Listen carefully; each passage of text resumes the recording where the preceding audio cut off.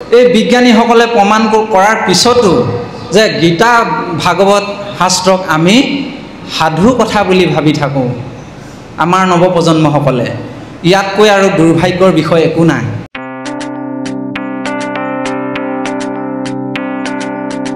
মৰা মানুহবিলাকক দেখিলে কেতিয়াবা হাঁহি উঠে বা ভমস্ত, যেতিয়া তেওঁ জীৱটো ইয়াৰ পৰা গুচি যাব হাঁহি উঠে কেতিয়াবা দেখিলে। কাঠডালৰ নিচিনাকৈ বাহিৰত পৰি থাকে, ওচৰ চুবুৰীয়া আহি চাইহি আৰু পৰিয়ালে কান্দি থাকে। কেতিয়াবা দুখ লাগে আৰু কেতিয়াবা হাঁহি উঠে। হাঁহি উঠে কি কাৰণে? বা জীৱনটোত এই মুখখন ভগৱন্তই দিলে, শৰীৰটো দিলে, এই মুখখনে কমটি অত্যাচাৰ দিলে জীৱনত। কিমান যে কাক যে কটু সমালোচনা কৰিলে, কিমান যে বেয়া কথা ক'লে, কিমান যে কি কথা নক'লে এই মুখখন দিওঁতে ভগৱন্তই। মৰাৰ পিছত সেই মানুহজন কাঠডালৰ নিচিনাকৈ পৰি থাকিলে, পৰি আছে, মাত বোল নাই, নিজম। তাৰপিছত তেওঁ সেই কাঠডালৰ নিচিনাকৈ যে পৰি আছে, সেইখিনি মুহূৰ্ততে হাঁহি উঠে কথাটো, বোলে জীৱনত তই ইমানখিনি কৰিলি, মোৰ মোৰ মোৰ মোৰ বুলি কৈ থাকিলি, অহংকাৰতে মতলীয়া হৈ থাকিলি, ক'লৈ গ'ল এতিয়া সেই অহংকাৰ? এতিয়া কিয় পৰি আছ বাহিৰত কাঠডালৰ নিচিনাকৈ? সেই অহংকাৰখিনি ক'লৈ গ'ল এতিয়া? সেইকাৰণে আমাৰ কেতিয়াবা হাঁহি উঠে। আৰু আটাইতকৈ দুৰ্ভাগ্যৰ বিষয়, এই মুখখনে যে আমি গোটেই মানে জীৱনটোত কিমান মানুহক যে কটু সমালোচনা কৰিলোঁ, বেয়া কথা ক'লোঁ, লোকক দুখ দিবৰ কাৰণে মুখৰ পৰা বাক্য নিগৰিত কৰিলোঁ, সেই মুখখনতে আকৌ পোনপ্ৰথমে চিতাখনত যেতিয়া তুলি দিব, কি কৰিব? বেলেগত জুই নিদিয়ে, মুখতে জুই দিয়ে বোলে প্ৰথম। মুখত লগাব জুই, এতিয়া মাতা কেনেকৈ মাতা? নহয়নে বাৰু? এই মুখখনে বহুত অত্যাচাৰ কৰিছিলোঁ নহয়, এতিয়া মাতা কেনেকৈ মাতা? গতিকে আমি কেতিয়াও কোনো কালে এই অহংকাৰ কৰিব নাপায়। এতিয়া শেষত গৈ এই পৰীক্ষিত ৰজাৰ মানে যি মহাপ্ৰয়াণ ঘটিছে, ৰাজ্যবাসীসকলে দুখ কৰিছে আৰু তেওঁলোকে সুন্দৰকৈ সেই ঠাইত থকা গন্ধৰ্ব ঋষিসকলে পুষ্পবৃষ্টি কৰিছে, ফুল তেওঁলোকে বৃষ্টি কৰিছে আৰু তেওঁলোকে কৈছে যে ইহাৰেখে কীৰ্তি ইটো ৰৈল সংসাৰত, সাফল জন্মিলা ৰাজা পাণ্ডুৰ বংশত। গতিকে পাণ্ডুৰ বংশত জন্ম হৈ, পঞ্চপাণ্ডৱৰ নাতি হৈ তেওঁ জন্ম হৈছিল, যিজনে ভগৱন্তক গৰ্ভতে দৰ্শন পাইছিল বুলি ভাগৱতে আমাক কৈছে। গতিকে সেইজনে জীৱনটো সামফল কৰিলে বুলি কৈছে, সি ছাকচেছ হৈছে জীৱনত। গতিকে এই কথাখিনি আমাক কৈছে ইয়াত সুন্দৰকৈ। আৰু শেষত গৈ ক'লেগৈ তেওঁৰ পুত্ৰ জন্মেজয়, সেই জন্মেজয়ে ৰাজ্যভাৰ ধাৰণ কৰিলে আৰু কৰি তেওঁ পিতৃকৰ্মবিলাক ইতিমধ্যে কৰিছে। আৰু সেই সময়ত পাঠত আমাক এটি উপদেশ কৰিছে যে কি বুলি কৈছে? শোকৰ সংবাদ পৰীক্ষিতৰ মুকুতি, শুনৈ ভনৈ আকৌ একচিত্তে প্ৰতিনীতি, নিপতিৰ গতিক পাইলেক মহাসুখে, শুনা পাছৰ কথা হয় শৌনক প্ৰমুখে। এতিয়া আমাক উপদেশ কৰিছে যে সেই নৰসকল, তোমালোকে বিষ্ণু বৈষ্ণৱৰ যিখিনি কথা, বিষ্ণু বৈষ্ণৱৰ যিখিনি চৰিত্ৰ, এই চৰিত্ৰ কথাখিনি যদি তোমালোকে শ্ৰৱণ কৰা, তেতিয়াহ'লে তোমালোকৰ বহুত বহুত পুণ্য হ'ব বুলি কৈছে। কাৰণ সেয়া ভকত আৰু ভগৱন্তৰ কথা, ভকত আৰু ভগৱন্তৰ চৰিত্ৰ সেয়া। আমাক সেইকাৰণে কৈছে যে দুৰ্লভম মনুষ্যতনু, দুৰ্লভম সৎসং ভকতৰ সংগ, দুৰ্লভম হৰিনাম, সকলোৱে নাপায়। এই সমস্ত জগতখনত ইমান মানুহ আছে কিন্তু হৰিনাম নাপায়। সেইকাৰণে আমাক কৈছে যে হে নৰসকল, ভাগ্যত কলিকালত তোমালোকে হৰিনাম পাইছা, গতিকে ইয়াক কামত লগোৱা, ইয়াক তোমালোকে আঁকোৱালি লোৱা, এই কথাখিনি আমাক কৈছে। সেইকাৰণে হৰিনামতো এষাৰ বৰ সুন্দৰ কথা কৈছে। আমি অলপ আগতে কৈ যোৱা হ'ল যে কলিকালত ভকতৰ ওচৰলৈ নাহিলে এই দিব্য জ্ঞানখিনি, এই ব্ৰহ্ম জ্ঞানখিনি পোৱা নাযায়, ক'তো পোৱা নাযায়। হৰিহে অ' কিনো ভাগ্য মিলালায়া মাৰ, কত পুণ্যৰ ফলে বৈষ্ণৱ দেখা পাইলোঁ, হৰিহে ৰাম। কোনে উদ্ধাৰ কৰিব? কৰি উদ্ধাৰ, কৰি উদ্ধাৰ। ভকতে আমাক উদ্ধাৰ কৰিব। সেই যে ৰামায়ণৰ সময়ত আপোনাৰভাৱে এটা কথা মনত পেলাওকচোন। যেতিয়া ৰাম বনবাসলৈ গৈছিল, দণ্ডকাৰণ্য বনত, তেওঁৰ পৰম ভকত, তেওঁৰ ভাতৃ, তেওঁ পৰম ভাতৃ ভৰতে লগ পাইছিল। ভৰতে কৈছিল, কাকতি মিনতি কৰিছিল, বোলে দাদা তোমাৰ অবিহনে মই থাকিব নোৱাৰোঁ, গতিকে তুমি উভতি ব'লা, ঘৰলৈ ব'লা। পিতৃবাক্য পালন কৰি প্ৰভু ৰামচন্দ্ৰই বনলৈ গুচি গ'ল। কিন্তু তেওঁ কি কৰিলে? চৰণ পাদুকাযোৰ আমাক তেওঁ মানে হৃদয়ত ধাৰণ কৰিছিল, আৰু হৃদয়ত ধাৰণ কৰি তেওঁ সেই আসনত বহুৱাই সদায় তেওঁ কি কৰিছিল? শ্ৰদ্ধা ভক্তি ভাৱেৰে তেওঁকে সদায় স্মৰণ কৰি থাকিছিল। অৰ্থাৎ সেই চৰণ পাদুকাযোৰ ভগৱন্তই ভকতৰ কাৰণে, তেওঁ নিজৰ ভায়েকৰ কাৰণে ভৰতক দি থৈ গৈছিল, যে মোৰ তেওঁ সেই চৰণ দুখানিকে তেওঁ চিন্তা কৰিলেও অন্তত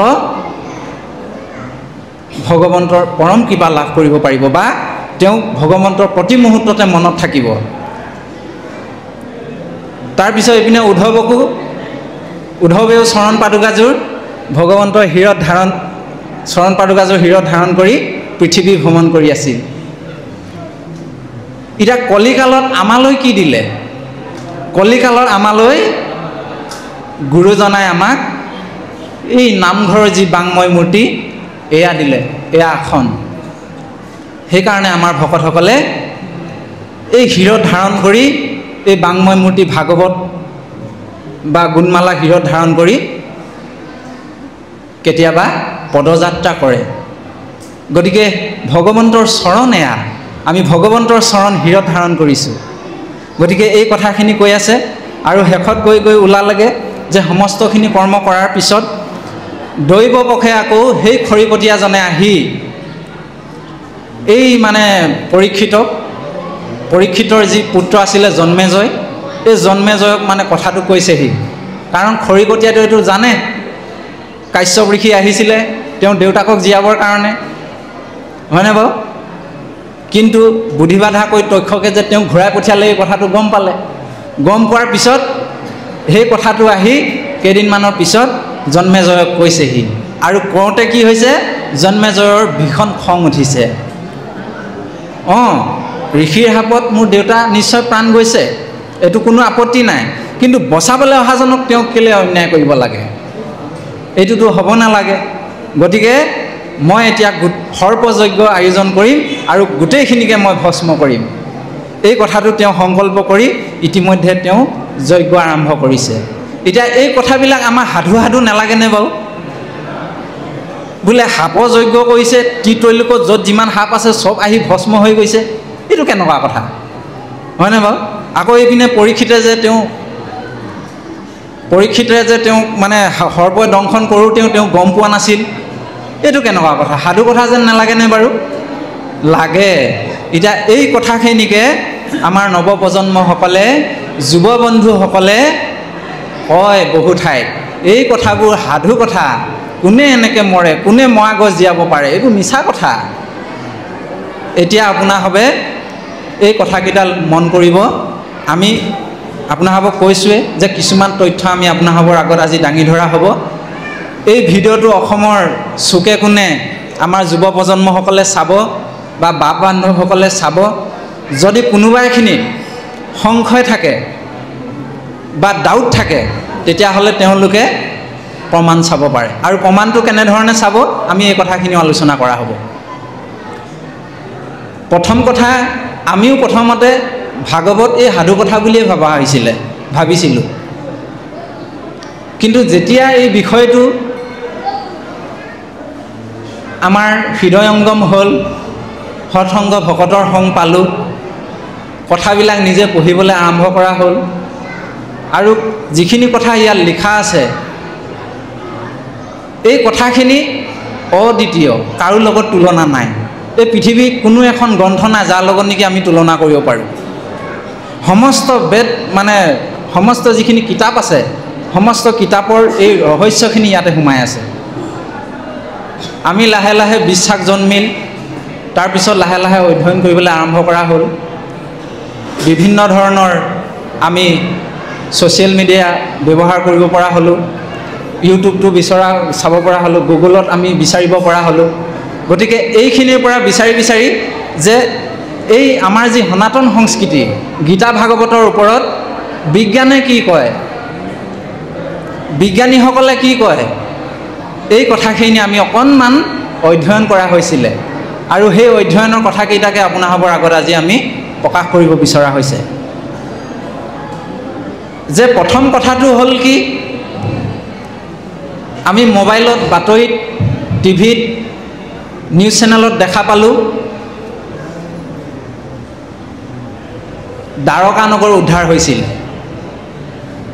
আজি কিছুদিনৰ আগতে আৰু আজি কিছুদিনৰ আগতে দেশৰ প্ৰধানমন্ত্ৰী নৰেন্দ্ৰ মোদী ডাঙৰীয়ায়ো সেই বৈজ্ঞানিকসকলৰ লগত তেওঁলোকে পানীৰ তলত গৈ সেই দ্বাৰকা নগৰী চাই আহিছে আমি দেখা পালোঁ যে 1983 চনত ভাৰতীয় আৰ্কিঅলজিষ্ট বিজ্ঞানীসকলে আৰৱ সাগৰ বৰ্তমান আৰৱ সাগৰ পানীতলৰ প্ৰায় 130 ফুট তলত এখন নগৰ তেওঁলোকে আৱিষ্কাৰ কৰিছিল সেই নগৰখন তেওঁলোকে প্ৰথমে ধৰিব পৰা নাছিল কিন্তু শেষত তেওঁলোকে ৰিচাৰ্চ কৰি গম পালেগে যে এই নগৰখন প্ৰায় 5,500 বছৰ পুৰণি অৰ্থাৎ সেই মহাভাৰতৰ যুদ্ধৰ সময়ৰ বুলি তেওঁলোকে অভিহিত কৰিলে তাৰপিছত তেওঁলোকে কি কৰিলে সেই সাগৰ বক্ষত থকা যিখিনি বস্তু আছিল সেইখিনি তেওঁলোকে ৰিচাৰ্চ কৰিবলৈ আৰম্ভ কৰিলে ৰিচাৰ্চ কৰি তেওঁলোকে গম পালে যে সেই বস্তুখিনি সাগৰীয় কিছুমান পদাৰ্থৰে গঠিত গতিকে সেই নগৰখন তাত কোনে বনালে নহয়নে বাৰু আজি বিজ্ঞানীসকলে 1983 চনতহে আৱিষ্কাৰ কৰিছে ভাগৱতৰ এই শেষৰ ফালে লিখি থোৱা আছে আপোনালোকে চাব তেতিয়া যুগতে লিখি থোৱা আছে যে দ্বাৰকা নগৰ বনাইছিলে মথুৰাৰ পৰা 1285 কিলোমিটাৰ দূৰত্বত দ্বাৰকা নগৰ তেওঁ নিৰ্মাণ কৰিছিল আৰু সেই দ্বাৰকা নগৰ ভগৱন্ত কৃষ্ণ কৈছিল মই ধৰাধামৰ পৰা গুচি গ'লে মোৰ নগৰ সাগৰ বক্ষত তল যাব এতিয়া সেই সাগৰ বক্ষত এই দ্বাৰকা নগৰ ওলাইছে বাপ সমস্ত আইমাতৃ হ'ব এই কথাটো আমি কোৱা কথা নহয় এয়া দেশৰ বিজ্ঞানীসকলে প্ৰমাণ কৰিছে বিজ্ঞানীসকলে কোৱা কথা গতিকে আমাৰ নিজৰ কথা নহয় যদি সংশয় থাকে মোবাইলটো আজিকালি হাতে হাতে আছে ইউটিউবটো অন কৰি ল'লে হ'ল নহ'লে গুগলত চাৰ্চ কৰিলে ইয়াৰ উত্তৰটো পাই যাব দ্বিতীয় কথাটো হ'ল যে বিভিন্ন দেশৰ বিজ্ঞানীসকলে একলগ হৈ তেওঁলোকে এটা ৰিচাৰ্চ কৰিছিলে যে এই বিশ্ব ব্ৰহ্মাণ্ডখনৰ ওপৰত তেওঁলোকে ৰিচাৰ্চ কৰিছিল আৰু ৰিচাৰ্চ কৰিছিলে কি কাৰণে যে এই ব্ৰহ্মাণ্ডখনৰ একেবাৰে ওপৰত কেনেধৰণৰ শব্দ ইয়াত প্ৰকাশ হৈ আছে ইয়াৰ ধ্বনি কি ইয়াৰ ওপৰত ৰিচাৰ্চ কৰি তেওঁলোকে বিশ্ব ব্ৰহ্মাণ্ডৰ একেবাৰে ওপৰত এটা স্যাটেলাইট স্থাপন কৰিছিল আৰু সেই স্যাটেলাইটটোৱে শেষত উত্তৰটো পালে গম পালে যে তেওঁলোকে কি কৰিলে এই বিশ্ব ব্ৰহ্মাণ্ডৰ গোটেই যি আছে তাত যিটো ওংকাৰ ধ্বনি, এই ধ্বনিটো তাত শব্দ হৈ আছিল। এয়া বিজ্ঞানীসকলে কোৱা কথা। যিটো নেকি ওম শব্দটো বেদৰ প্ৰথম মন্ত্ৰ, ওম নমো ভগৱতে বাসুদেৱায়, বেদৰ প্ৰথম মন্ত্ৰ 3টা অক্ষৰে এই শব্দটো ওংকাৰ ধ্বনি বুলি কৈছে। বিজ্ঞানীসকলে এতিয়াহে উলিয়াইছে, 1000 বছৰ আগতে গীতা ভাগৱতে আমাক ওম শব্দটোৰ কথা লিখি থৈ দিছে। তাৰপিছত আহিলে যে ৰাম সেতু, আপোনাক সকলোৱে জানে, এই কালি পৰহি ওলাই গৈছে বাতৰিত, ৰাম সেতু আৱিষ্কাৰ কৰিলে। ভাৰতৰ যি বৈজ্ঞানিকসকলে আছিল তেওঁলোকে 10 বছৰ ৰাম সেতুৰ ওপৰত ৰিচাৰ্চ কৰিছে। মোবাইলত চালে আপোনালোকে এই কথাখিনি পাব। আৰু ৰিচাৰ্চ কৰি শেষত তেওঁলোকে কি ক'লে যে এই দলংখন বহু বছৰ পুৰণি আৰু মানৱ নিৰ্মিত এখন দলং বুলি কৈছে। কোনে বনাইছিলে সেয়া? ৰামায়ণৰ ৰাম সেতুৰ কথা ধুনীয়াকৈ লিখা আছে, ভাগৱতেও কৈছে আমাক ৰাম সেতুৰ কথা। আজিকালিহে উলিয়াইছে। আৰু কিছুদিনৰ আগত 2000 কৰোণাৰ পিছত যে আমেৰিকাৰ এটা ছেটেলাইটে এই যিখন ৰাম সেতু, এই ৰাম সেতুক ধৰা পেলাইছিল। 98% পানীৰ তলত আছিল বুলি কৈছে আমাক। কিন্তু এই কথাখিনি আমি কৈছোঁ জানো? এয়া বিজ্ঞানীসকলে প্ৰমাণ কৰিছে আৰু আমি ভাবি আছোঁ এয়া সাধু কথা। এয়া সাধু কথা নহয়, এয়া বিজ্ঞানসকলে প্ৰমাণ কৰি আছে, ৰিচাৰ্চ কৰি আছে বেদ শাস্ত্ৰ গীতাৰ ওপৰত, আৰু তাৰ পৰা যিখিনি তথ্য ওলাইছে সেইখিনি কথা আপোনালোকৰ আগত প্ৰকাশ কৰি থকা হৈছে। তাৰপিছত 4 নম্বৰ কথাটো হ'ল যে পুৰাতত্ত্ববিদসকলে কুৰুক্ষেত্ৰ নামৰ ঠাইখনত ৰিচাৰ্চ কৰিছিল, যিখনত নেকি মহাভাৰতৰ যুদ্ধ হৈছিল। আমি সকলোৱে কম বেছি পৰিমাণে জানোৱেই বিষয়টো। গতিকে তাত ৰিচাৰ্চ কৰি কিনে মানে কি পালে, তলত যি খনন কাৰ্য কৰিছিল তেওঁলোকে, সেই পুৰাতত্ত্ব বিভাগে যিখিনি সমল পাইছিল সেই সমলখিনি ৰিচাৰ্চ কৰিছে তেওঁলোকে। ৰিচাৰ্চ কৰি পাইছে যে সেইখিনিও 5500 বছৰ পুৰণি। বিভিন্ন ধৰণৰ অস্ত্ৰ শস্ত্ৰ ওলাইছে, ৰথ ওলাইছে, ৰথৰ চকা ওলাইছে। সেইখিনি তেওঁলোকে সেই সময়ৰ বুলি গণ্য কৰিছে বিজ্ঞানীসকলে। আৰু সেইখিনি কুৰুক্ষেত্ৰৰ যি এতিয়া মিউজিয়াম আছে, আমি বাৰু মানে মিউজিয়ামটোত দেখাগৈ নাই, কিন্তু নিউজ চেনেল এটা এই কথাখিনি এদিন প্ৰচাৰ কৰিছিল যে কুৰুক্ষেত্ৰত যি মিউজিয়াম আছে, চৰকাৰী মিউজিয়াম, তাত এই বস্তুবিলাক সুন্দৰকৈ সংৰক্ষণ কৰি থোৱা আছে বুলি কৈছে।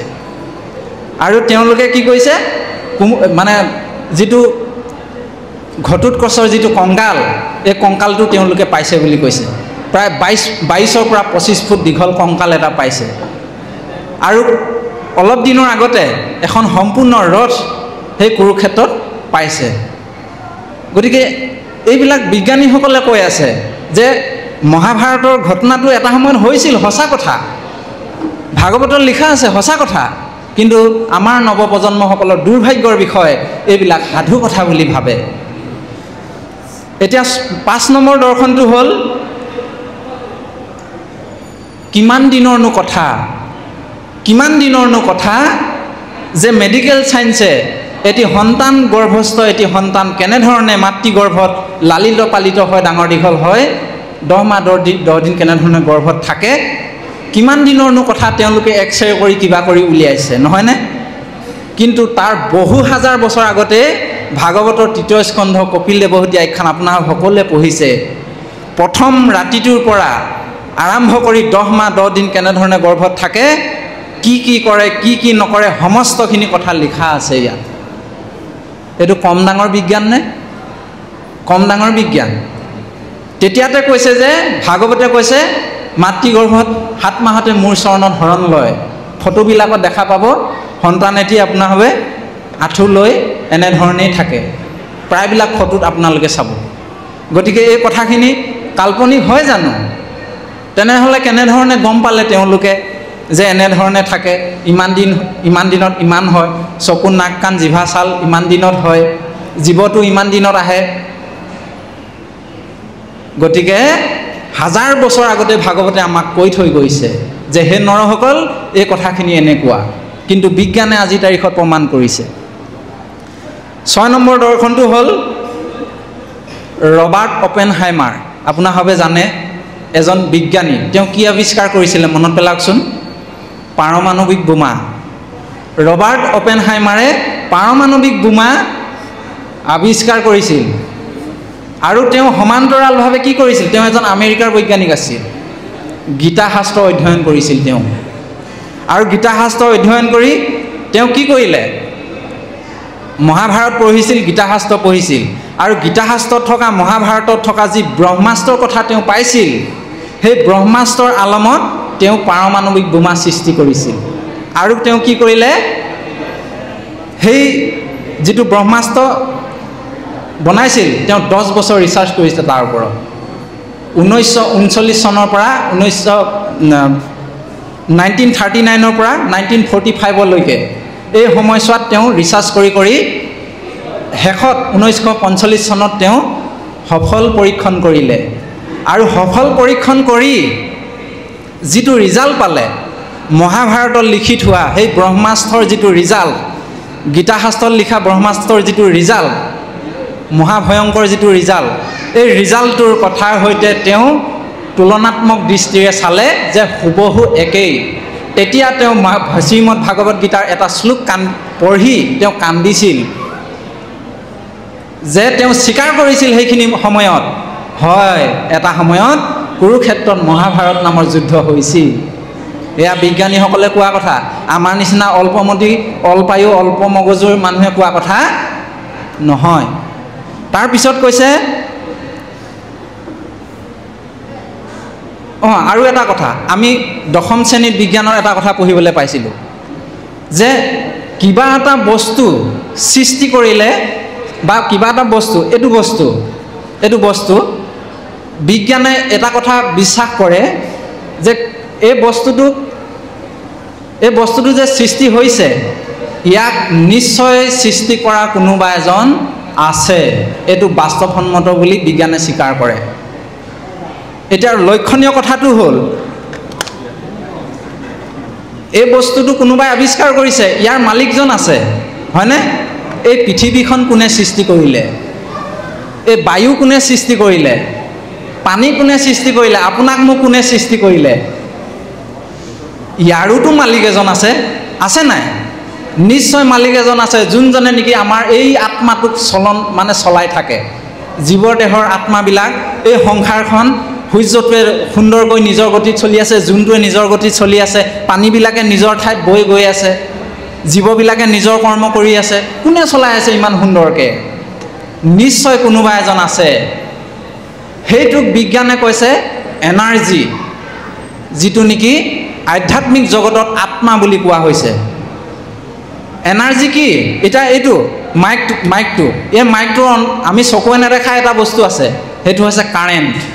কাৰেণ্টটোক এনাৰ্জি বুলি কোৱা হৈছে। এই এনাৰ্জিটো নহ'লে মাইকটো নেবাজে। আমাৰ ভিতৰত চকুৰে নেদেখা এটা এনাৰ্জি আছে বুলি কৈছে। কোনটো এনাৰ্জি? সেইটো হৈছে ভাগৱতে কৈছে আত্মা। এই আত্মাটোক এনাৰ্জি বুলি কৈছে। গতিকে এই কথাটো বিজ্ঞানে বিশ্বাস কৰে যে গতিকে এই বিশ্বব্ৰহ্মাণ্ডখন যে চলি আছে, ইয়াকো বনোৱা নিশ্চয় কোনোবা এজন আছে। তাৰ পিছৰ পইণ্টটো হ'ল যে প্ৰথম বৈজ্ঞানিক উইলিয়াম হাৰ্শ্বেলে 13 মাৰ্চ 1781 চনত প্ৰথমটো গ্ৰহ ইউৰেনাছ আৱিষ্কাৰ কৰিছিল। প্ৰথমটো গ্ৰহ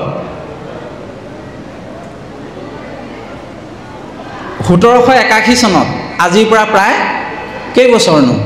300 বছৰ, 250 বছৰ আগত, হয়নে? কিন্তু তাৰ হাজাৰ বছৰ আগতে এই ভাগৱতৰ প্ৰথমৰ ফালে দ্বিতীয় স্কন্ধৰ সৃষ্টিৰ বৰ্ণনাত নৱগ্ৰহৰ কথা লিখা আছে। 9টা গ্ৰহ আছে বুলি লিখা আছে। ধেমালি কথা এইবিলাক। কালি পঢ়ি বিজ্ঞানীয়ে ইউৰেনাছ আৱিষ্কাৰ কৰিছে, 9টা গ্ৰহ আছে বুলি স্বীকাৰ কৰিছে। কিন্তু ভাগৱতে কৈছে তেতিয়া যুগতে নৱগ্ৰহক মানুহে পূজা কৰিছিল বুলি কিছু ঠাইত লিখা আছে। নৱগ্ৰহক মানুহে পূজা কৰিছিল। গতিকে সেই নৱগ্ৰহ আহিল ক'ৰ পৰা? নহয়নে বাৰু? 1000 বছৰ আগতে ভাগৱতে কৈছে নৱগ্ৰহ আছে। সূৰ্যটো আমি চকুৰে দেখিয়ে আছোঁ, জোনটো দেখিয়ে আছোঁ, আৰু কি প্ৰমাণ লাগে আমাক?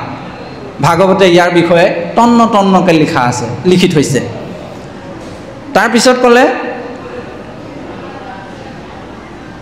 ভৌগোলিক অৱস্থান, এইটো এটা ডাঙৰ ৰহস্য। ভৌগোলিক অৱস্থান আজি পৰিৱেশ বিজ্ঞানত আমি পঢ়িবলৈ পাওঁ, 7খন মহাদেশ আছে, 5খন মহাসাগৰ আছে, এনেধৰণে আমি পঢ়িবলৈ পাওঁ। গোদাবৰী নদী আছে, গংগা নদী আছে, তাৰপিছত যমুনা নদী আছে, এইবিলাক আমি পঢ়িবলৈ পাওঁ। তেতিয়া যুগতে ভাগৱতত লিখি থৈছে এইবিলাক কথা। এতিয়াও সেই গংগা নদী বৈয়ে আছে, যমুনা নদী বৈয়ে আছে, ভগৱন্তৰ সেই লীলাধাম এতিয়াও আছেনে? ব্ৰহ্মপুত্ৰ এতিয়াও আছে। এয়াতো আমি চকুৰে দেখি আছোঁ, পৰিৱেশে কৈছে, কিন্তু আমিতো চকুৰে দেখি আছোঁ নহয়। গতিকে সেই 7খন মহাদেশক ভাগৱতে কৈছে সপ্তদ্বীপা বসুমতী, আটাইতকৈ শ্ৰেষ্ঠ জম্বুদ্বীপ বুলি কৈছে, যিটো ভাৰতবৰ্ষত অৱস্থিত। সপ্তদ্বীপা বসুমতী 7খন মহাদেশ বুলি কৈছে। কিমান তুলনাত্মক দৃষ্টি আছে চাওকচোন বাৰু। এই কথাখিনি সমস্ত ভৌগোলিক পৰিৱেশ বিজ্ঞানীসকলে প্ৰমাণ কৰি উলিয়াই আছে যে ভাগৱতত লিখা কথাবোৰ সত্য প্ৰমাণিত। তাৰপিছত ক'লে আৰু এটা ডাঙৰ দৰ্শন যে শূন্যটো কোনে আৱিষ্কাৰ কৰিছিল। শূন্যটো কোনে আৱিষ্কাৰ কৰিছিল? মোৰ লগত অহা এই যুৱবন্ধু নবীন শইকীয়াৰ লগত আমি এই কথাটো এদিন আলোচনা কৰা হৈছিলে। তেওঁৰ লগতো আমি আলোচনা কৰিছিলোঁ। তেওঁ মোক এষাৰ কথা কৈছিল যে শূন্যটো কোনে আৱিষ্কাৰ কৰিছিল? বোলে আৰ্যভট্টই। কিমান দিনৰ কথা? প্ৰায় আজি 1700 বছৰ 1600 বছৰমান হৈছে। শূন্যটো বোলে আৰ্যভট্টই আৱিষ্কাৰ কৰিছিল। তাৰ বহু হাজাৰ বছৰ আগতে ভাগৱতত একাদশ ইন্দ্ৰিয়ৰ কথা লিখা আছে, দ্বাদশ স্কন্ধ শব্দটোৰ কথা লিখা আছে। তেতিয়াহ'লে এই শূন্যটো ব্যৱহাৰ নোহোৱাকৈ একাদশ শব্দটো ক'ৰ পৰা আহিল? আমি এইবিলাক প্ৰশ্ন সুধিব লাগে নিজক, হয়নে নহয় বাৰু? যদি শূন্যটো তেতিয়াতে আৱিষ্কাৰ হোৱা নাছিল, শূন্যটো যদি তেতিয়াতে ব্যৱহাৰ হোৱা নাছিল, তেতিয়াহ'লে একাদশ ইন্দ্ৰিয় 11 নম্বৰ সংখ্যাটো আহিল ক'ৰ পৰা? এইবিলাক ৰহস্য কথা। সেইকাৰণে আমি এই কথাখিনি উনুকিয়াব লাগে আমাৰ জীৱনত। তাৰপিছত কৈছে যে কৰ্দম ঋষিয়ে এখন দিব্য বিমান চলাইছিল বোলে, ৰাৱণে পুষ্পক বিমান চলাইছিল বোলে। মনৰ দ্বাৰা চলে সেই বিমান, হয়নে বাৰু? আৰু সেই বিমান কি কৈছিলে? সেই বিমান তেতিয়াও আছিলে, উৰাজাহাজ তেতিয়াও আছিলে, কিন্তু এতিয়া 1903 চনতহে যিখন মেচিনৰ দ্বাৰা যিখন চলে, 1903 চনতহে আৱিষ্কাৰ হৈছিল। গতিকে বিজ্ঞানে আৱিষ্কাৰ কৰা বহু বছৰ আগতে সেই বিমানবিলাক চলি আছিল বুলি কৈছে। এতিয়া মোবাইল ফোন আৱিষ্কাৰ হ'ল, তেতিয়াও ঋষিমুনিসকলে মনৰ দ্বাৰা তেওঁলোকৰ ইমান যোগবল আছিল যে কোনোবা এটা চুকত সোমাই থকা এজন তেওঁলোকৰ ঋষিৰ লগত কথা পাতিবলৈ হ'লে মনৰ দ্বাৰা তেওঁলোকে কথা পাতিব পাৰিছিল, অন্তৰংগ আলাপ কৰিছিল। এইবোৰ কথা ভাগৱতে লিখিছে। গতিকে তেতিয়া দিনতো তেওঁলোকৰ মনৰ মোবাইল ফোন আছিল। চিন্তা কৰক তেতিয়াহ'লে। তাৰপিছত কি বুলি ক'লে? যে মাটি, পানী, বায়ু, আকাশ, এই পঞ্চতত্বৰ কথা, এই পঞ্চতত্বৰ কথা ভাগৱতে আমাক প্ৰতিটো অধ্যায়তে কৈয়ে আছে, প্ৰতিটো বিষয়তে আমাক কৈয়ে আছে যে আমি মৰিলেও এদিন পঞ্চতত্বতে বিলীন হ'ব লাগিব। মাটি, পানী, বায়ু, অগ্নি, আকাশ, এইকেইটাতো আমি চকুৱে দেখি আছোঁ, অনুভৱ কৰি আছোঁ।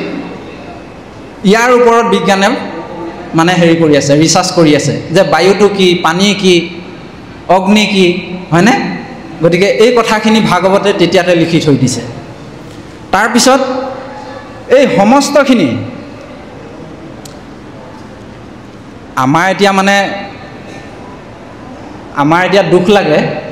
এই সমস্তখিনি কথা জনাৰ পিছতো, এই বিজ্ঞানীসকলে প্ৰমাণ কৰাৰ পিছতো যে গীতা ভাগৱত শাস্ত্ৰক আমি সাধু কথা বুলি ভাবি থাকোঁ আমাৰ নৱপ্ৰজন্মসকলে, ইয়াতকৈ আৰু দুৰ্ভাগ্যৰ বিষয় একো নাই, হয়নে? মোৰ কথাখিনি সঁচা বুলি মানিব নালাগে, মোবাইলটো খুচৰি চালে পাব ইয়াৰ উত্তৰ। গতিকে তেওঁলোকতকৈতো আমি ওপৰত হ'ব নোৱাৰোঁ। সেইকাৰণে কৈছে যে গীতা ভাগৱত শাস্ত্ৰ কৰিবে শ্ৰৱণ মোৰ নাম গুণনাম কৰিবে কীৰ্তন। গতিকে গীতা ভাগৱত তোমালোকে শুনা। এতিয়া আটাইতকৈ দুখৰ বিষয়টো হ'ল যে আমাৰ নৱপ্ৰজন্মসকলে এই কথাখিনি নৎসাত কৰিব বিচাৰে, বিশ্বাস কৰিবলৈ টান পায়। আটাইতকৈ দুখৰ বিষয় যে এজনো ইছায়ে নকয়, এজনো খ্ৰীষ্টিয়ানে নকয় যে তেওঁলোকে কি পঢ়ে, এখন বাইবেল নে কোৰাণ? বাইবেল পঢ়ে, হয়নে? এজনো খ্ৰীষ্টিয়ানে নকয় মই বাইবেলক বিশ্বাস নকৰোঁ বুলি। এজনো মুছলমানে নকয় মই কোৰাণক নামানো বুলি, কোৰাণৰ কথা মই বিশ্বাস নকৰোঁ বুলি। কিন্তু আটাইতকৈ দুৰ্ভাগ্যৰ বিষয় আমাৰ হিন্দু লোকসকলে, আমাৰ হিন্দু সংস্কৃতিৰ লোকসকলে, নৱপ্ৰজন্মসকলে কয় মই গীতা ভাগৱত নেমানো, মই শাস্ত্ৰ কথা নেমানো, মই সনাতন সংস্কৃতিক নেমানো। ইয়াতকৈ আৰু দুৰ্ভাগ্যৰ বিষয় আছে কিবা? ইয়াতকৈ আৰু দুৰ্ভাগ্যৰ বিষয় একো নাই। সেইকাৰণে আমি নিজক এই কথাখিনি সুধিব লাগে। আমি ধুতিখন পিন্ধিবলৈ লাজ কৰোঁ, খোলটো কান্ধত ল'বলৈ আমি লাজ কৰোঁ, হয়নে? কিন্তু আমাৰ আজি বিজ্ঞানীসকলে প্ৰমাণ কৰি উলিয়াইছে যে পৃথিৱীত আটাইতকৈ মানে সংস্কৃতিমান দেশ যদি আছে সেইখনেই হৈছে ভাৰতবৰ্ষ। ইয়াত আইসকলক কি কৰা হয়? মাতৃ জ্ঞান কৰা হয়, বাপসকলক দেউতা জ্ঞান কৰা হয়। আমাৰ হিন্দু সনাতন সংস্কৃতি ইমানেই শ্ৰেষ্ঠ, আগৰ দিনৰ ঋষিমুনিসকলে পৰুৱাকো দানা দিয়াৰ এটা বিধান আছিল বুলি আমাক কিছু কিছু শাস্ত্ৰই কৈছে। ইমান সুন্দৰ সংস্কৃতি আমাৰ, ইমান ডাঙৰ আমাৰ হেৰি আছিলে। গতিকে এই কথাখিনি আমি ইয়াত চাব লাগে যে ডাঙৰজনক সন্মান কৰিবলৈ শিকাইছে, সৰুজনক মৰম কৰিবলৈ শিকাইছে, মাক দেউতাকক বৃদ্ধ বয়সত শ্ৰদ্ধা ভক্তি কৰিবলৈ শিকাইছে, হয়নে? সুন্দৰকৈ আমাৰ ইয়াত কি হৈছে, বাহিৰৰ ফালে আপোনালোকে চাবচোন, যেতিয়া মানে বিবাহ হয় তেওঁলোকৰ এইটো সংস্কৃতি নাই যে আইগৰাকীয়ে বাপজনৰ চৰণ সেৱা কৰিব। আমি কিন্তু দেখা নাই, এইটো কেৱল ভাৰতবৰ্ষত দেখিছোঁ আমি। আৰু বাপজনেও আইগৰাকীক লক্ষী বুলি কৈছে, অৰ্ধাংগিনী বুলি কৈছে। অৰ্ধাংগিনী মানে বাপজনৰ দেহৰ অংশ আধা, অৰ্ধাংগিনী। বাপজনক দেৱতুল্য বুলি কৈছে, স্বামী দেৱতা বুলি কৈছে, দেৱতা জ্ঞান কৰিছে। এনেকুৱা সংস্কৃতি আছে ক'ৰবাত? মাক দেউতাকৰ কথা লিখিছে, মাতৃ দেৱো ভৱ, পিতৃ দেৱো ভৱ, অতিথি দেৱো ভৱ। অতিথি এজন আহিলে সেৱা শুশ্ৰূষা কৰিবা, মাক তোমালোকে ঈশ্বৰ জ্ঞান কৰিবা, দেউতাক ঈশ্বৰ জ্ঞান কৰিবা। ক'ৰবাত শিকাই জানো এইবোৰ কথা? নিশিকায়। সেইকাৰণে আটাইতকৈ ভাল আমাৰ অসমীয়া সংস্কৃতিটোৱে। আজি জুবিন দা গুচি গ'ল আমাৰ মাজৰ পৰা, কিন্তু তেওঁ সেই বাহিৰত বলিউডত নাথাকিল। অসমৰ যিখিনি থলুৱা সংস্কৃতি আছিল সেইখিনিকে তেওঁ আঁকোৱালি ল'লে। আৰু আঁকোৱালি ল'লে তেওঁ কি গোৱা নাই? 38,000 গান আমিয়ে শুনা নাই। মই আজি ইয়ালৈ যোৱাকালি মই গৃহলৈ অহা হৈছে, গুৱাহাটীত আছিলোঁ। তাতে সাহিত্য সভাই এটা অনুষ্ঠান পাতিছিল, শ্ৰদ্ধাঞ্জলি অনুষ্ঠান। তাতে অসমৰ বিভিন্ন জাতি জনগোষ্ঠীৰ সেই মানে সাহিত্যৰ সভাপতিসকল আহিছিল তালৈ, আৰু তেওঁলোকে জুবিন গাৰ্গৰ জীৱন দৰ্শনৰ ওপৰত মন্তব্য ৰাখিছিল আৰু কৈছিল, দেউৰীজনে কৈছে দেউৰী ভাষাত ইমান চনতে ইমানটা গান গাই গ'ল, আৰু এনেকুৱা অনুভৱ হ'ল যেন দেউৰী মানুহেই গাইছে। ইজনে কৈছে মোৰ বঙালী ভাষাত ইমানটা গান গাই গ'ল, ইজনে কৈছে নেপালী আইগৰাকী কৈছিলে, নেপালী আইগৰাকীয়ে কৈছে আমাৰ ভাষাত ইমানটা গান গাই গ'ল। তেওঁ অসমৰ যিখিনি থলুৱা সংস্কৃতি আছিলে কি গোৱা নাই? বিয়া নামৰ পৰা ধৰি বিয়া নামে হওক, বৰগীত, ৰাভা সংগীত, লোকগীত, জ্যোতি সংগীত, সমস্তখিনি তেওঁ ধৰি ৰাখিছিল। কিয় ধৰি ৰাখিছিল? ইয়াত বহুত আধ্যাত্মিক তত্ত্ব সোমাই আছে। এই জুবিন গাৰ্গে যেতিয়া কৰোণাৰ সময়ত 2021 নে 22ৰ কথা,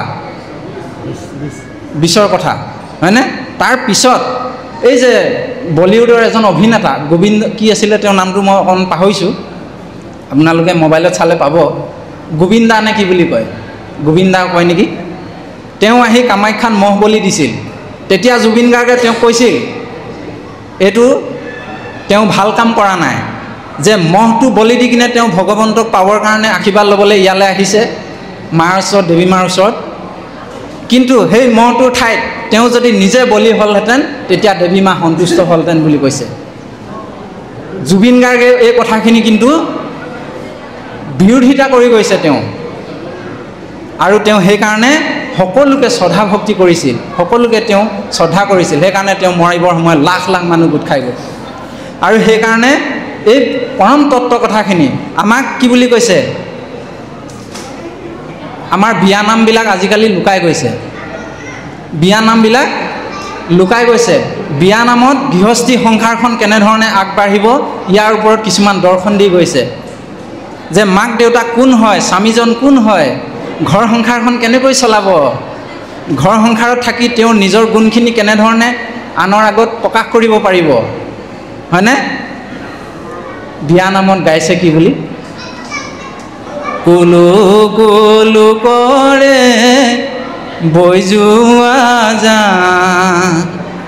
কোন হ'ব পাৰিব মাৰ সমান এইখিনি কথা কতো নাপায় দেই আপোনালোকে শুনি লওক মা মোৰ আছিলে জননী আই মাৰ সমান মৰমী কোনোৱেই নাই ঐজনী মাক মই কেনেকৈ তেজো মাৰ চৰণ ধূলি শিৰত লৈ তোলো বিয়া দিবৰ সময়ত আইগৰাকীক তেনেধৰণে আয়তীসকলে শুনায় যে মা বেলেগৰ লগত তুলনা নহয় এই মোৰ মৰমৰ মাক মই কেনেকৈ ত্যাগ কৰোঁ বেলেগ এখন ঘৰলৈ যামগৈ মোক বা তাত চাবনে নাই তাৰপিছত কৈছে কুলু কুলু কৰে বৈ যোৱা যা কোন হ'ব পাৰিব দেউতাৰ সমান দেউতা মোৰ আছিলে পালিত পিতা দেউতাৰ অবিহনে সকলো মিছা যে দেউতাৰ অবিহনে সকলো মিছা বুলি কৈছে দেউতাৰ ছত্ৰ ছায়াত থাকি যিসকলে ডাঙৰ হৈছে এইসকলে এই কথাখিনি উপলব্ধি কৰিব লাগে কিন্তু কিছুসকলে মাক দেউতাকক বৃদ্ধ বয়সত অৱহেলা কৰে কিছুসকলে গালি পাৰে এই ৰাতি 3টাতে উঠি আমনি কৰি থাকে শুবলৈ নিদিয়ে ভালকৈ খাবলৈ নিদিয়ে ভালকৈ চিঞৰ বাখৰ কৰি থাকে এইবোৰ কৰিব নালাগে সেইখিনি কৰিলে আমি কিন্তু কৰ্ম দুখত পৰিম আমাক কৈছে যে তোমালোকে পিতৃ মাতৃক সদায় শ্ৰদ্ধা ভক্তি কৰা সেইসকলে বুজি পাব এই কথাখিনি যিসকলে নেকি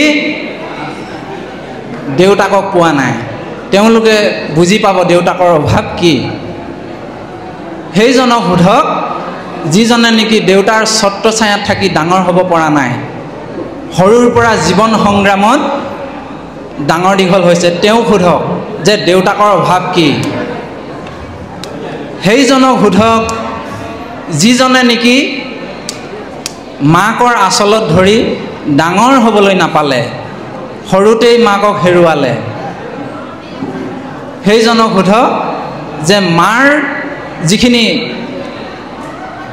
খালী ঠাই আছিলে সেই খালী ঠাইখিনিৰ অভাৱনীয় যিখিনি কথা আছিল সেই কথাখিনিৰ যে কেনেকুৱা কি পৰিস্থিতি সেই মা নোহোৱা এজনক সোধক তেওঁ গম পাব মা নোহোৱাৰ যে মাক নথকাৰ দুখটো কি তেওঁ সোধক সেইকাৰণে গৰ্গমুনিয়ে এষাৰ কথা কৈছিল যে যিসকল অভাগাই নিজৰ মাক দেউতাক জীয়াই থাকোঁতে যদি অৱহেলা কৰে সেইসকলৰ নিচিনা আৰু পাপী পৃথিৱীত নাই বুলি কৈছে সেইসকলৰ নিচিনা পাপে জমা হৈ থকা জীৱ আৰু পৃথিৱীত নাই সেইসকলক একেবাৰে অভাগা বুলি কৈছে গৰ্গমুনিয়ে, একেবাৰে মানে অসুৰ দুৰ্ভাগ্যৰ কথা বুলি কৈছে বসুদেৱ দৈৱকীৰ আগত। সেইকাৰণে মা দেউতাৰ যিটো মৰম, মা দেউতাৰ যিটো প্ৰেম, এই প্ৰেমটো আমি নিস্বাৰ্থভাৱে ভাল পাব লাগে। ঈশ্বৰৰ প্ৰতি আমাৰ যিটো, ঈশ্বৰক যিটো যেনেধৰণে ভাল পাওঁ তেনেধৰণে আমি ভাল পাব লাগিব। গোবিন্দৰ গুণানুকীৰ্তন ইতিমধ্যে শ্ৰৱণ কৰি আছে আৰু ইতিমধ্যে ভাগৱতৰ পাঠৰ যি কথা, এই কথাৰ মতে যেতিয়া সেই খৰিকটীয়াজনে আহি জন্মেজয়ক ক'লে এই কাহিনীটোৰ কথা, তেতিয়া জন্মেজয় খং উঠিল আৰু তেওঁ মনত ক্ৰোধ ভাৱ জন্মিবলৈ আৰম্ভ কৰিলে যে ঋষিৰ শাপত মোৰ দেউতা ঢুকাইছে ঠিকেই, কিন্তু তেওঁক বচাবলৈ অহাজন আকৌ কেলে তক্ষকে বুদ্ধি বাধা কৰি ৰাস্তাৰ পৰা পঠিয়াই দিব লাগে। গতিকে মই ইয়াৰ বিৰুদ্ধে প্ৰতিশোধ ল'ম। এই মানসেৰে তেওঁ ঋষিসকলক ঋদ্ধিসকলক মাতি আনি সৰ্পযজ্ঞ কৰিছে আৰু সেই সৰ্পৰ যজ্ঞত ত্ৰিতৈলোকত যিমানবিলাক সাপ আছে, সৰ্প আছে, এই সাপবিলাক আহি আহি নিজে নিজে সেই যজ্ঞত আহুতি হ'বলৈ আৰম্ভ কৰিছে। এতিয়া কথাটো এইখিনিৰ পৰা আৰম্ভ হৈছে। তাৰপিছত সেই সৰ্পবিলাক আহি আহি ভস্ম যেতিয়া হৈ আছে, তেতিয়া মানে জন্মেজয়ৰ মনত সংশয় হৈছে যে ইমান দেৰি যজ্ঞ কৰি আছে, বেলেগ সৰ্পবিলাক আহি আছে, কিন্তু যিটোৱে নেকি মোৰ পিতৃক দংশন কৰিছিলে সেইজনটো এতিয়ালৈকে অহা নাই, কি হ'ব এতিয়া? এইবুলি তেওঁ চিন্তা কৰি সেই ঋষিসকলক কৈছে যে তক্ষক কিয় অহা নাই এতিয়ালৈকে, ক'ত ই লুকাই আছে, হয়নে বাৰু? আৰু সেই সৰ্পৰ যি কুণ্ড মন্ত্ৰ, সেই মন্ত্ৰৰ জ্বালাত মানে থাকিব নোৱাৰি তক্ষকে গৈ ইন্দ্ৰৰ ওচৰত শৰণ লৈছেগৈ। আৰু ইন্দ্ৰই মানে দম্ভালি মাৰি কৈছে যে তুমি মোৰ চৰণত থাকিবা, মই তোমাক ৰক্ষা কৰিম, গতিকে তুমি চিন্তা কৰিব নালাগে, এই কথাটো তেতিয়া কৈছে। তাৰপিছত তেনেকৈ তেওঁ লুকাই থাকোঁতে সেই জন্মেজয়ৰ সংশয় হৈছে আৰু কৈছে যে তক্ষক ক'ত আছে, তক্ষকটো অহা নাই। তাৰপিছত ঋষিসকলে মন্ত্ৰ গুণি গম পালে, দেখা পালে যে তেওঁ ইন্দ্ৰৰ ওচৰত শৰণ লৈ আছেগৈ। ইন্দ্ৰৰ যি ৰাজ আসন আছিল সেই আসনৰ তলত তক্ষক গৈ লুকাই আছেগৈ। তেতিয়া কি হৈছে, মানে জন্মেজয়ে কৈছে, সেইটো কথা ঠিক আছে, ইন্দ্ৰসমে আহি যজ্ঞত আহুতি হ'ব লাগে বুলি তোমালোকে মন্ত্ৰ মাৰা, আহুতি দিয়া, এই বুলি ক'লে, নহয়নে বাৰু? তেতিয়া তেওঁলোকে কি কৰিছে, সেই ঋষিসকলে মন্ত্ৰ মাতিবলৈ আৰম্ভ কৰিছে আৰু শেষত ইন্দ্ৰসমে সেই তক্ষক নাক এই যজ্ঞকুণ্ডলৈ খহিবলৈ আৰম্ভ কৰিছে। যিজনৰ ওচৰত আশ্ৰয় ল'বলৈ গৈছিলে সেইজনেও তেওঁক ৰক্ষা কৰিব পৰা নাই, তেওঁ আকৌ আহি সেই যজ্ঞকুণ্ডত সোমাবলৈহে মানে আহিবলৈ ধৰিছে। আৰু সেইখিনি মুহূৰ্ততে ইন্দ্ৰই বহুত ভয় খালে। ইন্দ্ৰই ভয় খাই তেওঁ মানে গুৰু বৃহস্পতিৰ ওচৰত প্ৰাৰ্থনা কৰিলে, শৰণ ল'লে, আৰু লোৱাৰ শেষত গুৰু বৃহস্পতিয়ে তেওঁক মানে আহি সেই যজ্ঞভূমিলৈ আহি জন্মেজয়ক কেইটামান কথা কৈছে, আৰু এই কথাকেইটা আমালৈ অলপমান প্ৰয়োজন আছে, আমাক এই কথাকেইটাই কিছুমান দৰ্শন শিকাইছে। তেওঁ আহি শেষত ক'লেহি যে হে ৰাজন, যে তুমি যিখিনি কৰ্ম কৰিছা এই কৰ্মখিনি বৈষ্ণৱৰ দ্ৰোহ বুলি কৈছে।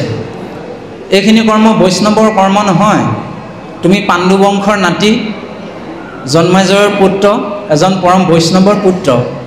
গতিকে বৈষ্ণৱ এজনে এই প্ৰাণী হিংসা কৰাটো অপৰাধ। এই প্ৰাণী হিংসা কেতিয়াও কৰিব নালাগে। এই বুলি তেওঁ আহি ইতিমধ্যে এই কথাটো কৈছেহি। আৰু সেই কথাটোকে শুনি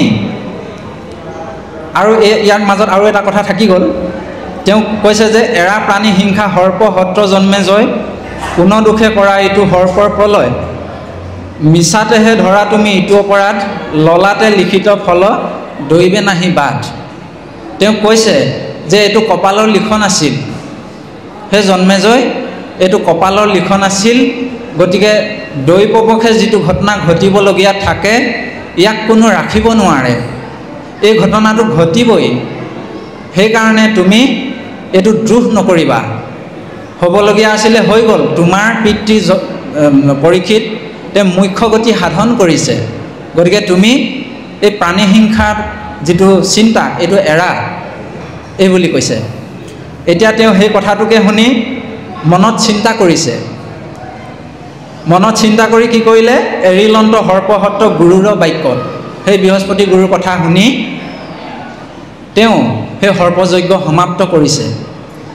অৰ্থাৎ এই কাহিনীটোৰ পৰা আমি এনেধৰণে এটি দৰ্শন পাওঁ।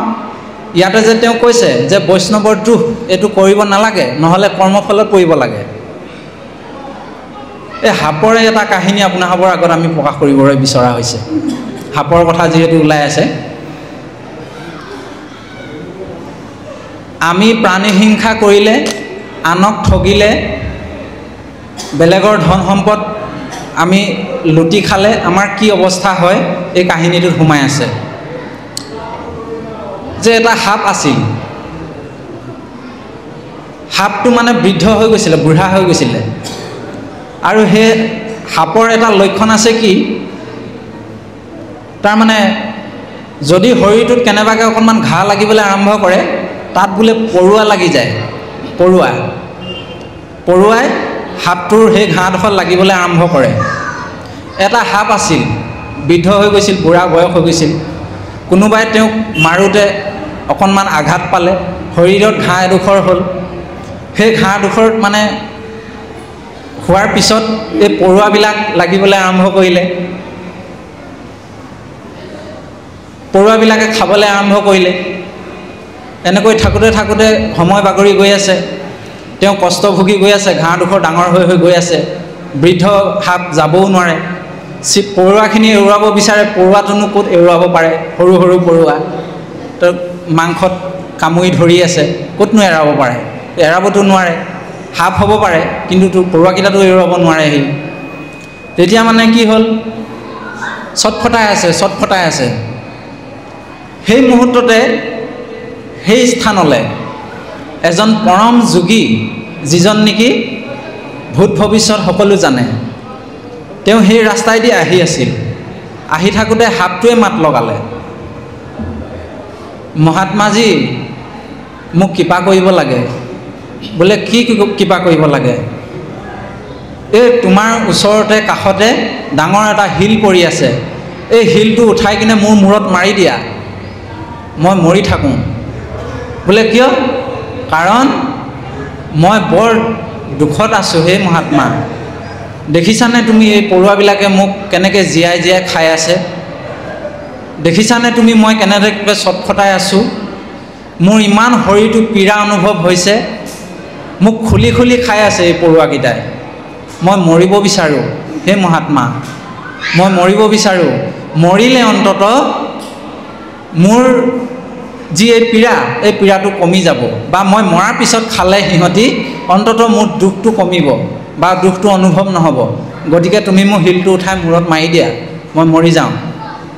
তেতিয়া মহাত্মাজনে কৈছে, বোলে এইটো কাম মই কৰিব নোৱাৰিম নহয়, কাৰণ মই গোটেই জীৱনটোত এটাও জীৱ হত্যা কৰাই নাই। গতিকে তোমাক হত্যা কৰি পাপৰ বোজাটো মই মূৰত কিয় লওঁ? গতিকে মই এইটো কাম কৰিব নোৱাৰোঁ নহয়, সেই বুলি কৈছে।